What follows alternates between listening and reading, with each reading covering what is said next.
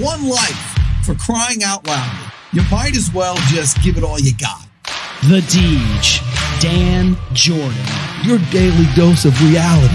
Your daily dose of the Deej. I can't believe I'm saying this, but I need my daily dose of the Deej. I make the news. I don't watch the news. I'm a leader. The Sales Energizer, Dan Jourdan. Listen, don't worry how to sell, baby. Worry about why people buy. And it's fun. You don't need a 5-hour energy. All you need is the Sales Energizer. Just when I think it's not going to be as fun as the one before it, each one gets successfully better. What's the word I'm looking for? What's it going to take to get you into this car today, huh? And now, please welcome the Sales Energizer, Dan Jourdan. Boom! That's exactly it. Do that. Let's do that. I love it. You know, It's a shorter intro. I totally need that. You know, that's what when we used to go out and do real live events, you know, you had that and you get just, you know, revved up before you get out on the stage. And now these Zoom calls, everybody says, okay, let's just get started. This is an absolute necessity they should do this for just like, you know, normal meetings that you have at your office. You know, let's get there for our weekly little Zoom call. They should have it. You should make an intro for everybody like that. Okay, yeah, that's a new business. Yeah, sure, yeah. Well, an intro like that isn't really for everyone. It is. It's for everybody because everybody watching it gets pumped up. I'm telling you, attitude is more important than ever right now. Really? I mean, there's so many things. Everybody knows everything. You know, like there's nothing, everybody knows, you know, in the sales world how to sell. The only difference is if people have the attitude to do it or not. You know, it's just that simple. And it's an attitude is everything. And if a little thing like this pumps people up, hell, we should do it. I want that, you know, coming out of the bathroom. And here he comes out of the bathroom. Well, you could just, you know, I'll send you the video. Just put it on your phone. That's right. I mean, no, it should be on a big screen in the house. It won't be weird at all. Sophie out of her bedroom, ladies and gentlemen. I mean, that would be awesome, wouldn't it? Well, you know what? We have to think of creative ways now. Yes. No matter what happens with, you know, everything that's going on in the world, pandemic wise, and what's going to happen once, you know, everything kind of, I won't say get back to normal because I think it'll just be a different time. You've got to be able to figure out new and innovative ways. I mean, even if the pandemic wasn't here, I mean, things move. Did you just utter that word? What is that? Listen, the whole thing is, you know what we're having right now? Change, a little change. Right, and change is good. Right. For people who can adapt, innovate, and overcome. Change is the best thing. And you know what? Along those lines, you may not know this, but I know that there's a significant change going on.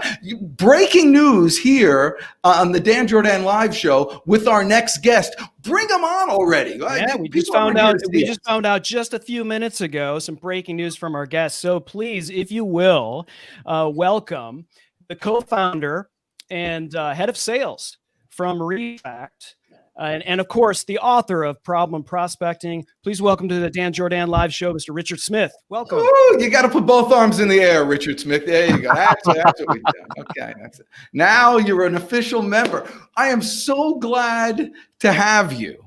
And for the listeners here and people watching, if you're here, make sure do me a favor. Go ahead and text Deej in all capital letters, DEEJ, to 55678. Chris will put it there on the screen, and we'll get some free sales scripts. And the important thing to know about this is, I just read this person's book, Richard's book. He wrote it with a couple of buddies of his. I'm going to mention their names: Mark Akers and Stuart Taylor. I learned stuff from this book, and I put it on some of those scripts. So not only will you be cheating me, getting his stuff for free, you'll be cheating Richard over here. So Richard, my man, who I met because he cold called me, welcome to the show. Someone cold called Dan Jourdan. Well, there you go. It was probably the easiest cold call I've had to make as well, Dan, in fairness, because, you know, you're the guy who preaches this stuff. So if you weren't going to take my cold call, you're not going to take anybody else's. So, yeah, super excited to be here.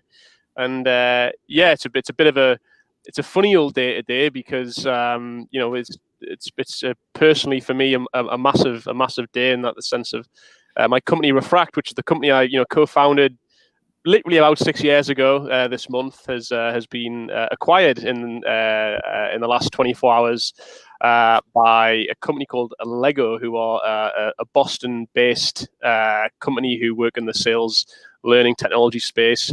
So yeah, pretty big day. I wasn't going to let the celebrations pull me away from the DJ's live show though. So no. Well, listen, that's great. This is what people go into business for. This is when people try to get jobs at startups. The whole idea is to get a little equity so this could happen. So you've accomplished it. So how were you able to get there? Tell us the story of Refract.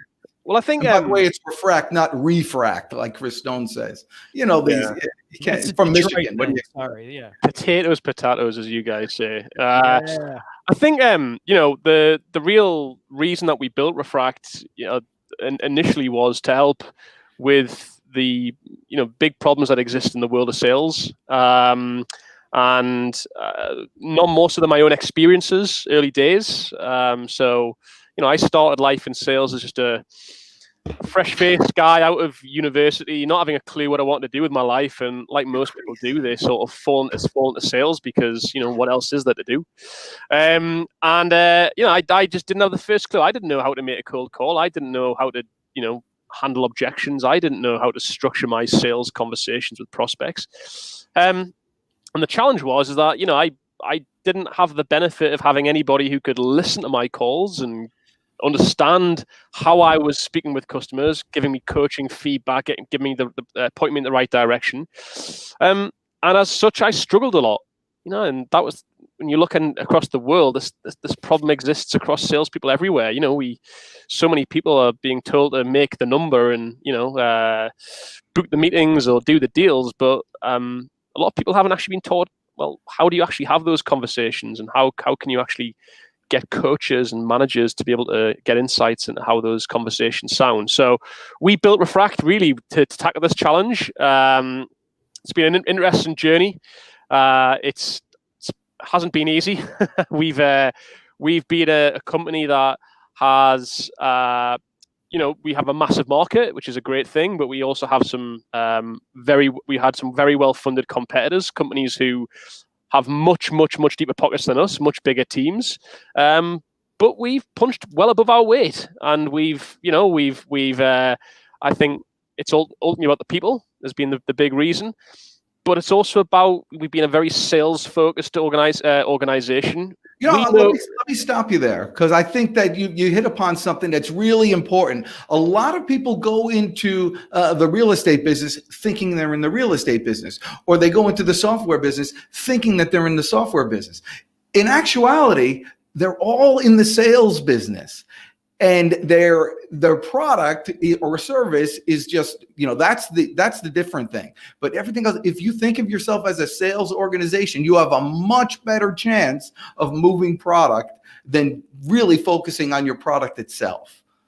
This is actually it, Dan, because we knew, especially as a young software company, forget the competition. We started with one guy developing the product. It wasn't a polished product. It didn't do all the things that we wanted it to do. It's taken time to get there. But the one thing that we knew we were good at is we knew that we were good at selling. And I believe one of the main reasons that we've done so well as a company is because we said, where we can't win on marketing budgets and maybe even like the speed of product development, we can win by being better at sales than all the rest. And that stems from literally, we were a completely new category where we weren't one of these companies that's blessed with inbound calls and inbound leads flooding in every day. We picked the phone up and we made it happen. Did you hear that? We picked the phone up and made it happen. I mean, there's your tagline: pick the phone up and make it happen. Right. And you got better and better as you did. Why don't you tell people what the actual product is, just for a second? Yeah. So if you imagine every day in sales, we're having conversations with prospects. They could be our prospecting calls, outbound calls. They could be discovery calls. They could be demos. They could be negotiation calls. And ultimately, deals are being won or lost in those conversations. Period. That when it comes to sales, the thing that really counts is that conversation. The challenge is understanding how can we improve those conversations. If you get salespeople having better conversations, you're going to get better results. So what Refract does is we have technology that analyzes all the conversations taking place in your company, all the customer-facing conversations, and we go through a process of analyzing those calls and conversations to surface valuable insights into literally what's working, what's not, what's leading to success, everything down to what topics of conversation, how much reps are talking, how many questions they're asking in their calls, and kind of giving that analysis at scale. So for organizations who have busy sales managers, they can quickly figure out where are we winning and losing deals in our actual real life sales calls that our guys are making at the coal face today. Give me an example of like an obvious thing that you would see. And obviously this isn't a human being that's analyzing all these things. It has the intelligence that's doing it. But what's like an obvious thing that you see that's like made significant improvements in salespeople? Yeah, I mean, there's a lot. I mean, first of all, Deej, I think the challenge with a lot of people is like a lot of people are in kind of blind ignorance about what their salespeople sound like when they're selling. A lot of people are in blind ignorance about how they sound when they're selling. And I kind of challenge anybody, if you haven't done it before, record your next sales call. And as soon as that call finishes, listen to it back. And I guarantee you will hear things on that call that you did not hear when you were in the conversation itself. It's the most terrifying and most helpful thing you can do in your sales career is to record yourself. Right. Wow. Yeah. Rich, do you think it's a different, if someone were to just record themselves speaking and having some voice analyzation happening, not, no customer on the other side, what's the difference between when they're doing that and there's an actual customer? Like, because a lot of times in podcasting, live streaming, it's like, do the reps, memorize not necessarily memorize the scripts, but get used to saying the words and all of that. The difference between that and being live on a phone call with a customer. Can you talk a little bit about that? Well, I think the key thing is that suddenly the stakes are higher. When you've got the customer on the end of the phone, there's so many directions that conversation could go that could lead to different outcomes. You could have the same conversation on a different day and have a prospect who wants to move forward or a prospect that just shuts you down. And I think some of the things that I have seen over the years and literally listened to thousands of calls is salespeople who don't stop and pause. And as soon as they get on the phone to a prospect, it's like they're in pitch mode. And this is the challenge. And they don't, as a general rule of thumb, people are, we believe that we talk less than we are. As a general rule of thumb, everybody has that. And so, one of the things that we analyze in Refract is literally how much you have spoken as a percentage versus your prospects on your calls. And I think we tend to see that salespeople talk too much. They talk over prospects too much. They don't pause and let the prospects stew over. They jump in too quickly before prospects kind of deliver more information that would actually help you learn more, because they're uncomfortable with silence. They want to fill the silence. So there's so many things that we see that when it comes to a seller and a customer in the heat of the battle, how what that conversation sounds like in their head is very different to the reality. That's beautiful. I've done this personally myself, and when I listened to it, I was appalled because I was literally interrupting customers. I was interrupting prospects while they were talking because I knew better and I wanted to get my stuff out to them, and I was going to push it into them whether they wanted it or not. And I was appalled with myself. There was one person I actually called back and I apologized for being so terrible, Because when you interrupt somebody, you're basically saying what you're saying is not worthwhile. It's time for the deej. You know, Right. and that's terrible. And this goes more, once you learn this type of stuff, this is more than just in sales and getting customer. I bet your personal relationships are better once you learn how to communicate appropriately. I mean, this is a common topic of conversation with myself and my colleagues here at Refract, in that we have, over the past few years, we've lived and breathed this stuff. You know, we listen to our own conversations, we critique each other's conversations. You know, sometimes it's quite, you know, the feedback that you get from your colleagues can feel a bit harsh, but it's sometimes, a lot of the time it's fair. And I've got a colleague, Mark, who's one of my co-authors of the book, which hopefully we'll touch upon. He says that through analysis and practice and coaching on his sales calls and conversations, he says it's actually helped him in his personal life too. He says he's become a better listener, has a better relationship with his wife, with his parents, because, and he understands how to like diffuse situations better. He understands when to listen, how to frame questions to get better answers.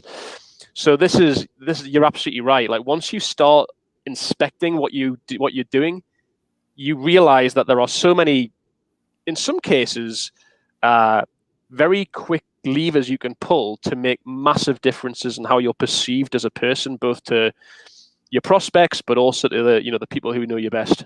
Yes. I mean, I used to have, when I had a staffing company, many times somebody would come in for a job, for an interview or whatever, and they'd be dressed like horribly, you know, like in a bathing suit or something. I may be making that up, but not too much.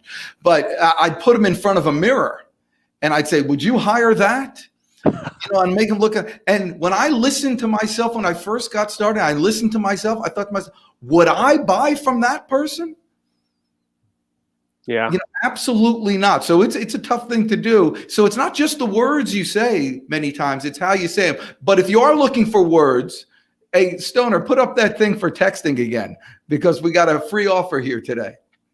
You remember we talked about getting in your reps? But that's awesome. So you started this business from nothing. You told us how you got the idea to get started, but tell us some of these like massive challenges that happened along the way. The time that you thought to yourself, hell, let's get out of this while we still have our brain cells. I mean, how long have we got, Deej? I mean, yeah. I want to, but yeah. The word roller coaster it might be a bit of a cliche to use that, but that is how it has felt at times. You know, I remember just being obviously sharing a lot of these memories as a management team over the last 24 hours, and I remember even going back to early part of last summer, and you know, we were sort of 4 years properly into the journey by that point. You know, we had things were going all right, and we just hit a bad patch. And I remember it was terrible. It was like 2 or 3 months. It literally felt like we were bringing in deals, but it was a slog. And I remember just at the time, people kind of looked to me for some kind of answers and inspiration as the head of the sales team. But oftentimes, like I don't have all the answers, and it felt like kind of nothing was going our way. It felt like we weren't doing anything different to how we've been doing things before.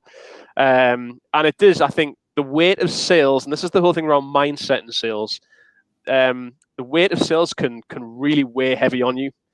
But how we kind of overcame that, first of all, one is determination. Like I can't when people who just, if you're determined, it will often see you through, like regardless of whether you make any real changes in kind of the process. Just being more determined and not kind of giving up. Again, this kind of sounds a bit cheesy, but it's true. But it also, what we did is I kind of sat down with the sales team and I kind of said, guys, I know that we feel like we're not doing anything different, but let's just literally look at anything that we could be doing different as a team. Anything. It can be something as tiny as, I don't know, getting in the office 5 minutes earlier. I don't know. And it was amazing what happened, because we started just churning out all these ideas of, oh, well, what we could do to improve our show-up rate to meetings is we could start to share content with the prospect between us booking the meeting and the meeting going ahead. What we could do is we could send more personalized invites to prospects to get them excited about meetings and conversations before we meet with them. We can just ramp up the coaching sessions that we're doing, and we can just kind of just pay attention to each other's calls and make sure that we're not cutting any corners.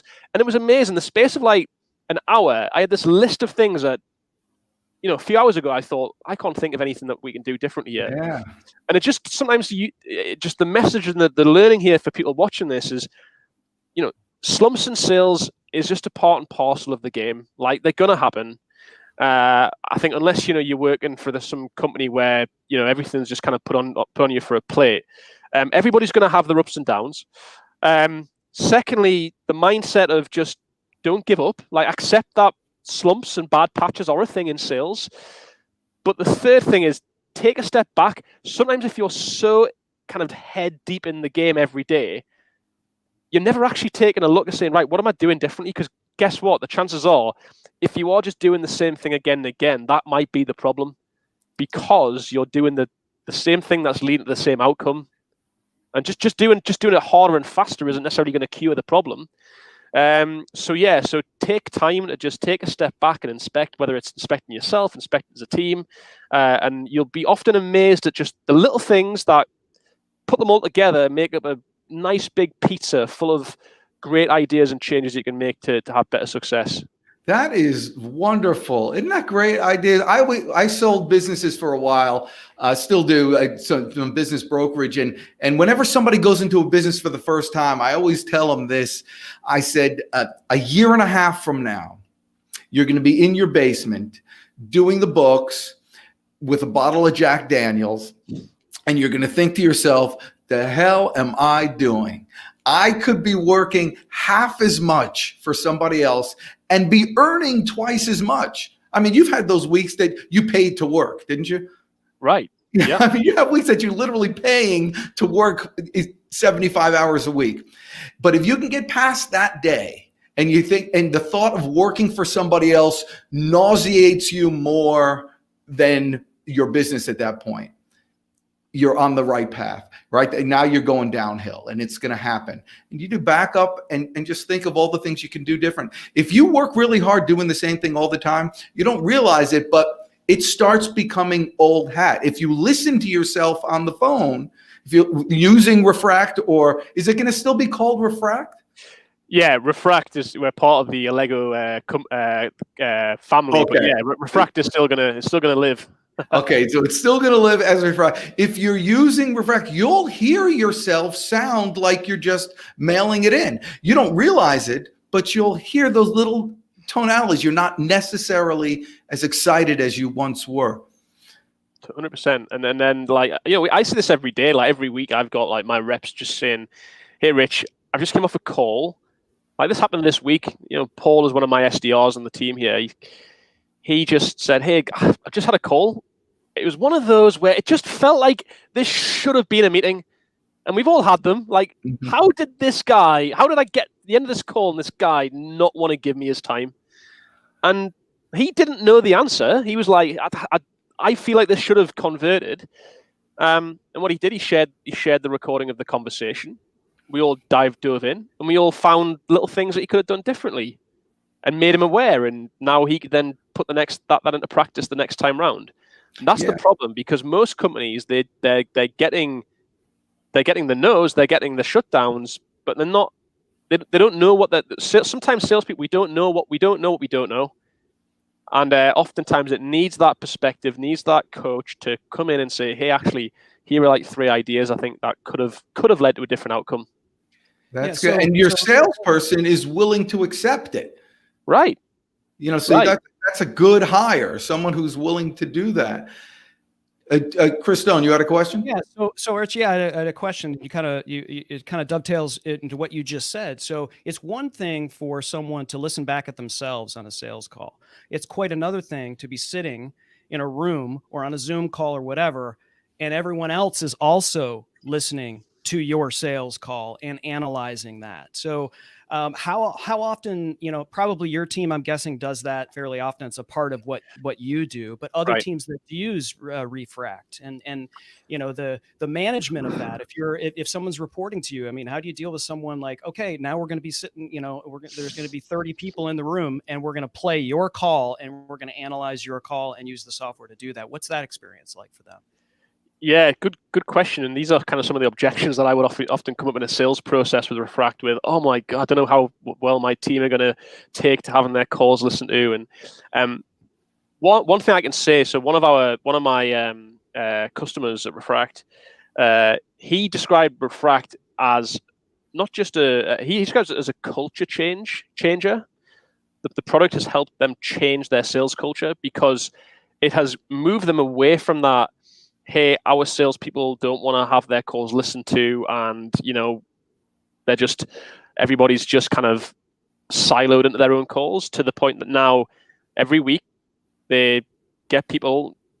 Previously they would do it physically in a room, but they go on Zoom and they listen to calls together as a team. And yes, there was some resistance to that at the start, and yes, there was maybe a bit of anxiety, but he said it's part of the culture, and people look forward to those sessions now, because guess what? Everybody in that session learns, not just the person who's having their calls listened to and critiqued. It's everybody else in that sales team who's, let's face it, is having the same types of conversations with the same types of prospects, and they can just also taking the good out of people's calls. Like, this happens to me all the time. I kind of hear one of my guys do something on a call, ask a question, thinking, God, where have they pulled that question from? That was amazing. I'm going to steal that. Like this kind of old sort of mentality in sales that really frustrates us is like the top salespeople are kind of the lone wolves. They're not going to share their secret sauce. It's like, get over yourself. Like, we live in a world now where, there's no secrets. Everybody, there is no secret sauce. It's nothing. Right. I mean, it just keeps going. But it's cool what you're doing, because I would think at those meetings that people will be like, oh, I had a great call. I can't wait to share it at the meeting. Right. And so it goes both ways. That still competition is still there. So I think it's dynamite. Now you're in where are you? You're in England. You're in London? No, we're in Newcastle, which is in the northeast of England, almost the kind of most northeasterly city you get in England. Okay, so are you guys meeting in person, or are you in the police state over there too? Yeah, I think, well, as a business, obviously this year we have been, literally everything has been done remotely. But yeah, before then we would do, most of what we did was inside sales essentially, but we'd often go out and meet customers for bigger opportunities where it felt more necessary to do that. Okay, but everybody's working remotely now. So how do you maintain that type of, I mean, I get the sense just from talking to you that you have a type of camaraderie with your sales team and your staff. You seem to be, that type of person. How do you maintain that type of team atmosphere when everybody's spread apart? Yeah, and it's difficult to do, right? Because, when we were in the office, I used to love, walking in the office and just hearing the buzz of the sales floor. Like, it does use the word energize you, doesn't it? When you just hear just like people on the phone all over the place, you're like, this is a real sales culture. Like, this is like stuff is happening right now, and people feed off that. So, like, especially for maybe less experienced sales reps, or those who have anxieties, like, they really feed off that. They're not sat in a silent office kind of feeling like everybody's listening to their own calls. They're just part of the noise. Now obviously that's gone this year. Everybody, people are just working from the spare bedrooms like I am. And you kind of lose that sort of camaraderie, and it is difficult to maintain it. Some of the things that we've done this year to really help that. So we do our kind of power hours, for example, when we're prospecting. We try and do those on Zoom. We literally get everybody on Zoom at the same time. Everybody kind of mutes themselves on Zoom, but you can kind of see. Now that's awesome. That's big news here. You see, you do power hours, everybody together, all on the screen, but muted, and then their own thing. Yeah. And you're watching them buzz around. Love it. Yeah, you can actually see their facial expressions. You can tell when someone's in a call, and you can kind of like. And what's cool is that once someone's came off a call, whether it was a great call, whether they just were hung up on, they quickly share what happened on the call with the entire group. And like everybody's kind of learning off just what's going on. So we've done a bit of that. I think just general spending time with making sure you're doing like the weekly stand-ups as a team. I have a very solid structure of, one thing that went well for you last week, one thing that didn't go so well for you last week, one thing that you're going to focus on this week, and the key one is one thing you learned off somebody else last week. It's not like hey, we're gonna do a one by one how many calls you made and your activity numbers, because that's not motivating. Right. But just going like each person, one thing that went well, one thing that didn't, one thing that I'm going to focus on, one thing I learned, and have those sessions. Make sure they're constant. Don't get rid of those sessions when weeks get busy, because salespeople enjoy that. It's collaborative. You get to have FaceTime with your colleagues who you're not seeing as much these days, and you also get to hear and learn from others that are fighting the good fight as you are. So, well, you are a good manager. That's exactly right. Now, I hope this new company, Lego. Lego. Yeah, it's like the bricks that you make, that's right. but with an extra AL on the front of it. Lego. Well, yeah. I hope Lego allows you to maintain your same culture and grow Refract the way it is. I mean, they absolutely will. It's one of the reasons that we were so excited about Lego, because they have a very similar culture to us. They are in the sales learning enablement space, so their whole product offering is geared around basically making salespeople the best they can be. So it's a really strong fit there between the two companies. Well, that's awesome. But still, people can still buy your product now, can't they?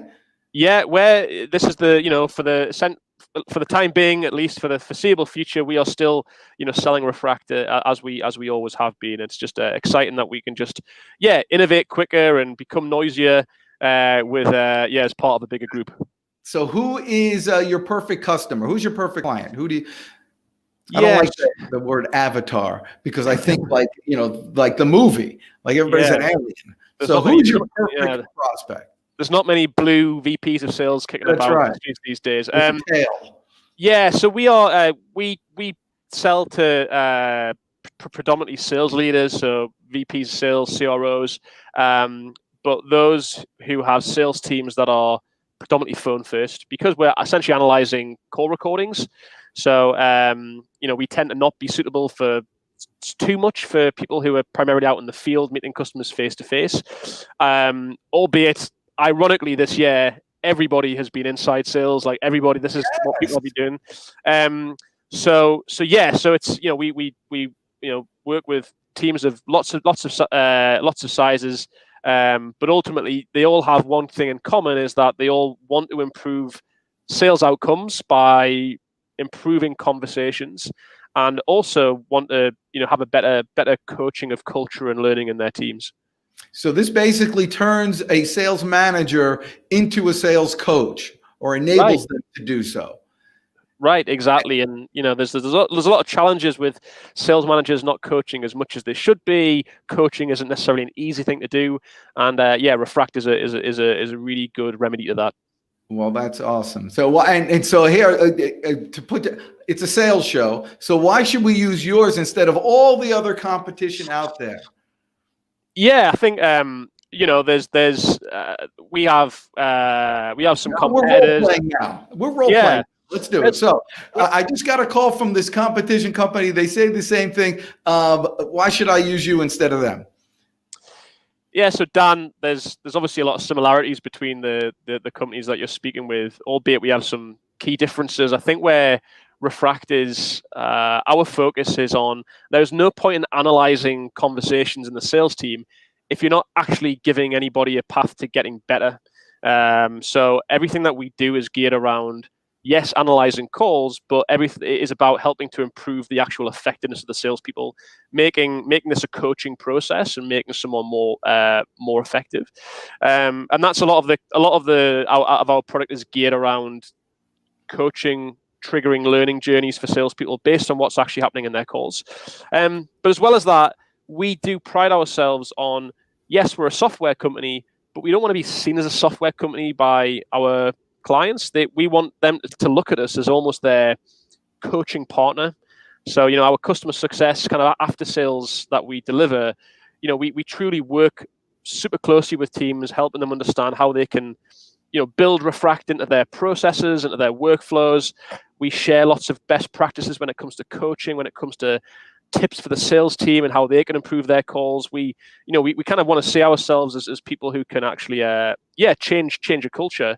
One of the big differentiators we have now, based on the recent news of the last 24 hours, is we now have the ability to take what we do, which is about analyzing conversations, but combining it with great learning technology, training technology, great sales content, and you've just got the full package there for the salespeople who want to get better at their craft. Oh, so it's not that you're just selling me a great piece of software. Your software is making the outcome, my managers and my SDRs, better and more effective. Right, 100%. All right. Now, if you don't use that for some marketing for you, you're out your mind. I mean, that was good stuff right there. Yeah, I'm not gonna claim that this. I've heard someone else say this before, but a lot of people buy the software and forget about the soft skills, right? Right. So you can't just expect that you can buy a CRM system, or you're going to buy a sales enablement system, and then you could just check out as a manager or check out as these other things. And if you have something like Refract, which also enables you to do that, that's a great differentiator. Yeah, I mean, software is ultimately, like any software, is only as useful as what you put into it. Any software that just sits on the shelf you're never gonna get value from it. So we do a lot of put a lot of time and effort into that, to making this part of the culture of a sales team, to try and alleviate from that challenge. Well, I think you're a real winner, and that's exactly right. And for the small business people out there who are watching this, who are my clients, you got to know from this that it can be done. Just like you said, software on the shelf doesn't do any value. Neither does your business plan that you made to get money. You leave that on the shelf and nothing works with that either. But this is proof. Refract is proof that if you consider yourself and your company as a sales company first, and the product second, you can get to that level where someone will approach you and actually purchase your company, and you can have your payday. It's possible. These guys are proving it. I think you're awesome. I appreciate you so much for coming on. And for everybody watching, as always, go get them today, will you?